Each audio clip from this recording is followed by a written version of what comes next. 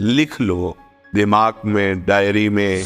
आप दुख, चिंता, शोक से ग्रसित होकर बड़ा दुख में जीवन व्यतीत करेंगे और आपकी गति बिगड़ जाएगी, दुर्गति हो जाएगी।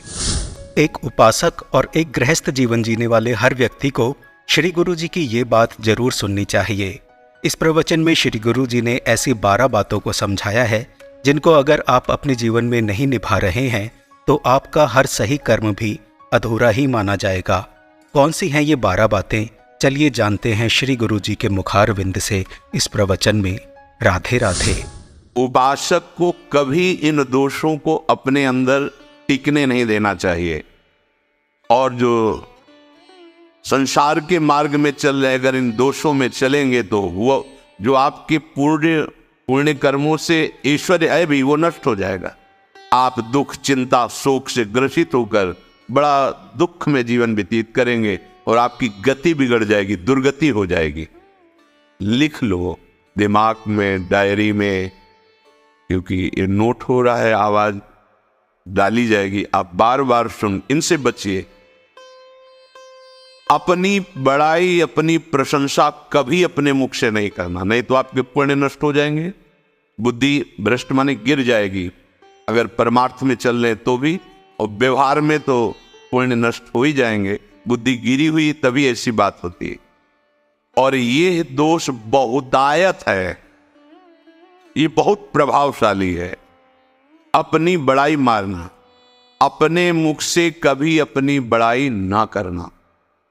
अगर कोई अपने मुख से अपनी बड़ाई करता है तो उसके सुकृत नष्ट हो जाते हैं, बुद्धि भ्रष्ट माने गिर जाती, पतित हो जाती है, फिर निर्णय ठीक नहीं।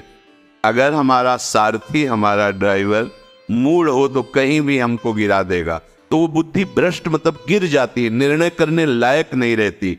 अपनी प्रशंसा अपने मुख से करना, लोलुपता, ये वृत्ति नहीं होनी चाहिए। धर्म से चलेंगे, धर्म के द्वारा जो हमें प्राप्त होगा उसी से हम अपना भरण पोषण करेंगे।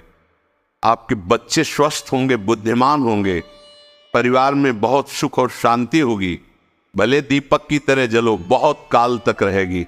लक्ष्मी जी भी आपके घर में बहुत काल, हम ये नहीं कहते कि बहुत नहीं, जितनी है बहुत सुख शांति से चलोगे। अगर लोलुपता करोगे, हिंसा, छल कपट, व्यभिचार, चोरी, ऐसे धन आ जाए, वो आएगा, लेकिन वो हाइलोजन की तरह आएगा, एकदम प्रकाश और फ्यूज, बिल्कुल अंधकार करके जाएगा। देख लेना, तुम्हारे जो सुख के हेतु हैं, तुम्हारा शरीर, तुम्हारे बच्चे, तुम्हारी पत्नी, तुम्हारा परिवार, उसको देख के तुम रात दिन जलोगे बिना आग के। ऐसे उनके आचरण होंगे, ऐसे उनके अंग होंगे, ऐसे उनके दिमाग होंगे, ऐसा उनका व्यवहार होगा।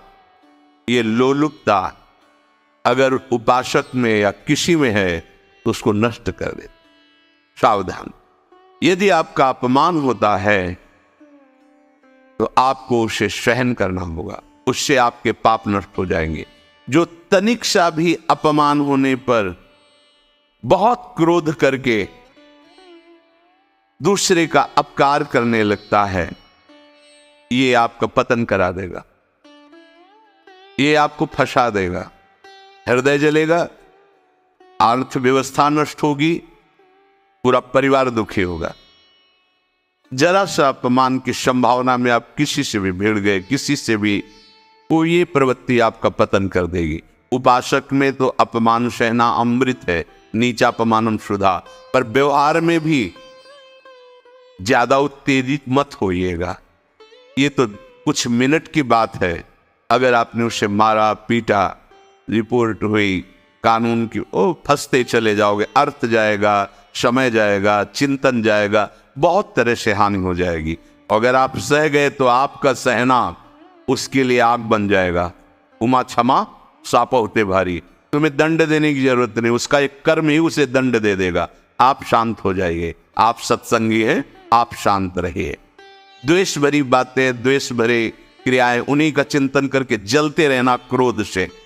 उपासक को तो क्रोध करना ही नहीं चाहिए, बहुत शांत। ठीक है, अभ्यास में कभी क्रोध हो सकता है, उसको फिर समन करो, अंदर से प्रायश्चित जैसा कि अब गलती हुई, आगे नहीं करेंगे। और व्यवहार में भी क्रोध को आप पीना सीखें।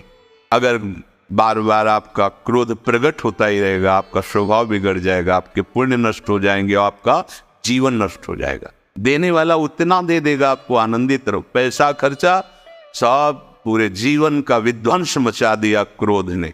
कहीं भी आप देखो, किसी से क्रोध करके देखो, फिर देखो तुम्हारा भजन चल रहा है, तुम्हारी वो आनंद वृत्ति है नहीं, जलोगे। ये क्रोध जो है, ये चाहे व्यवहार में हो चाहे परमार्थ में, दोनों की हानि करने वाला है।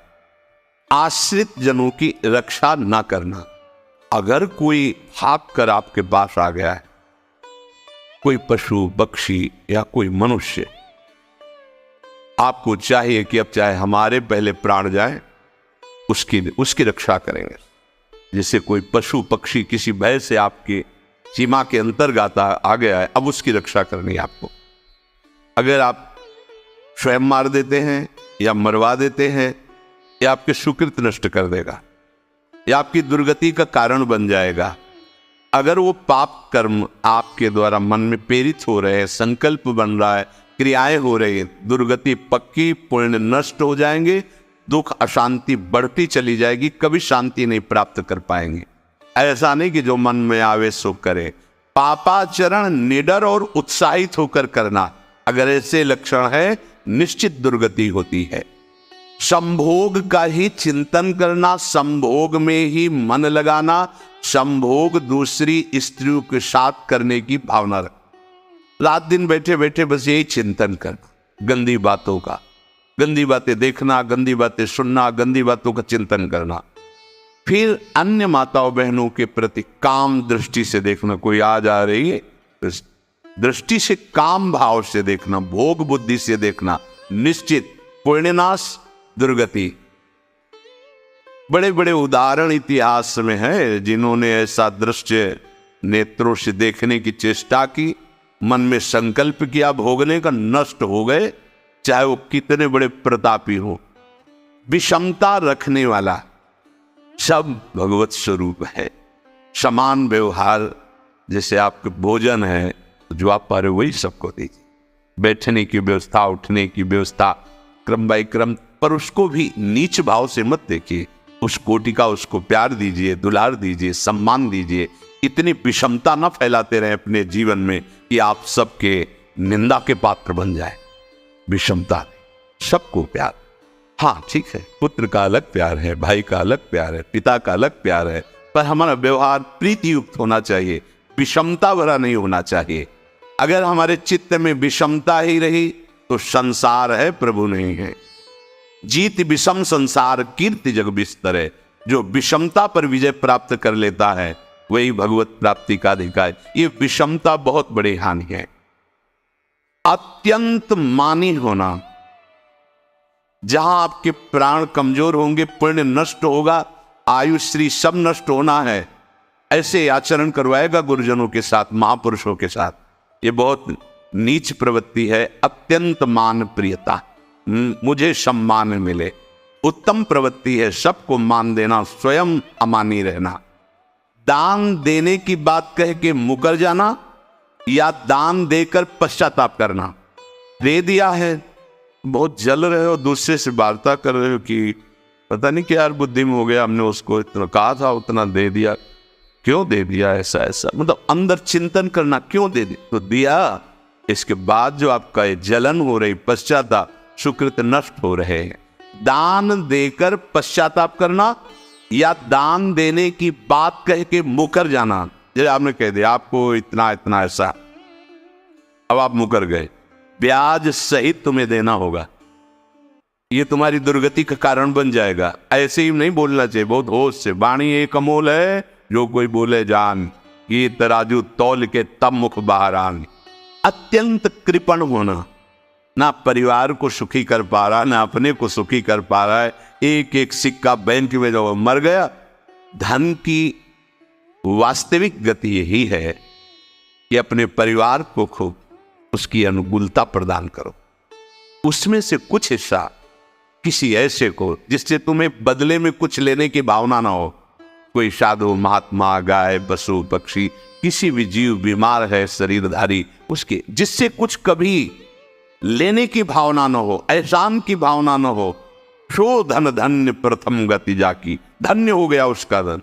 अब वो कृपण का धन किसी काम में, ना स्वसुख, ना परिवार के सुख, ना धर्म कार्यों में, व्यर्थ जीवन चला गया। उसी धन का चिंतन करना, उसी का संग्रह करना और उसी की रक्षा करते करते शरीर छोड़ देना, तो चिंतन बिगड़ गया। तो कह रहे जो कृपणता है और अर्थ और काम की प्रशंसा, उसी की चर्चा, उसी का चिंतन, रुपया और भोग, उसी की चर्चा कर, जहां बैठे रुपया की चर्चा, भोग की चर्चा, जहां एकांत में बैठे उसी का चिंतन, कैसे रुपया बढ़े, कैसे भोग मिले। और अगर अवसर मिला तो रुपया अधर्म से आवे चाहे धर्म से, उसको इसकी कोई परवाह नहीं। और जो बालक, स्त्री, पागल, असहाय, जो इनकी रक्षा न करके इनकी हानि करता है, दुर्गति निश्चित है। माना आपकी पत्नी है, उसका स्वभाव बिगड़ा हुआ है, क्रोधी है, कटु वचन बोल, लेकिन आपके ही प्रारब्ध के लिए, माना आपका पति ऐसा स्वभाव वाला, पर आपके ही प्रारब्ध से तो संयोग बना है आकर, अब इसका निर्वाह कर ले जाओ तो पवित्र हो जाओगे दोनों। और अगर झगड़ा और लड़ाई और मारपीट और कहीं हिंसा के रूप में उतर गए तो फिर और करनी बिगड़ गई। बालक है, आप उसको ज्ञान नहीं कि आप पवित्र है, कि आप पवित्र है, उसको ज्ञान नहीं कि आप उसके साथ व्यवहार अच्छा कर रहे हैं कि बुरा कर रहे हैं। रक्षा करनी है आपको, शोषण नहीं करना। कह रहे स्त्री, बालक और पागल, जैसे विक्षिप्त है, पागल है, आपको रक्षा करनी है। अगर आपने इन दोषों को स्वीकार किया तो निश्चित आपकी दुर्गति होगी, न इस लोक में आपको शांति मिलेगी, न परलोक में। इसलिए इन दोषों को बार बार सुन करके और हृदय में जांचो कि कहीं है तो नहीं, अगर है तो सत्संग, भजन बल, भगवत प्रार्थना के बल से इन दोषों का त्याग कर दो, जीवन मंगलमय हो जाएगा। आशा है पूज्य श्री गुरु जी का ये प्रवचन आपके लिए बहुत लाभकारी होगा और आप प्रवचन की इन बातों को अपने जीवन में उतारकर इसका सकारात्मक लाभ उठाएंगे। श्री गुरु जी के इस प्रवचन से हुए अनुभव को आप चाहें तो कमेंट बॉक्स में लिखकर हमारे परिवार के साथ व्यक्त कर सकते हैं। श्री गुरु जी के मुखारविंद से हमें आध्यात्मिक ज्ञान की प्राप्ति ऐसे ही होती रहे, भगवान से यही प्रार्थना है। आप सबको प्रेम भरा राधे राधे।